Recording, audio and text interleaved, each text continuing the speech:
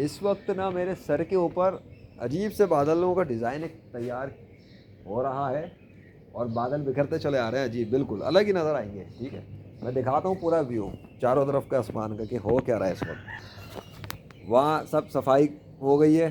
ठीक है, ये देख लो सारे के सारे स्कैटर्ड हुआ हुआ है, अच्छा खासा साफ हो गया है। इधर अचानक देखते ही सीन अजीब सा हो रहा है। ये देखो सामने क्या हो रहा है। ठीक है, ये यहाँ का सीन है, ये दूर का सीन है, सब मैं दिखा रहा हूँ कि इस वक्त अल्लाह क्या कर रहा है। ये फ़र्श है, सूखता जा रहा है, फ़र्श भी सूखना शुरू हो चुका है।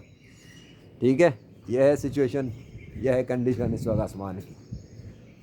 सब कुछ अल्लाह के हुक्म से हो रहा है। देख लो कहीं पर अल्लाह के सिग्नेचर नज़र ना आ रहे हो। और इधर जो पूरी रात भर आसमान पर बादल का टुकड़ा था, अब वो टूट के बिखरा हुआ है, हटा हुआ है, ख़त्म हुआ हुआ है। पानी भी रुका हुआ है। जाहिर सी बात है, पानी तो रुका ही है। और इधर नोट करो कि अल्लाह का सिग्नेचर तो नहीं है। नोट कर लो तुम, वह इधर देखो बहरहाल ये क्या हुआ है। दिख रहा है क्या सीन है।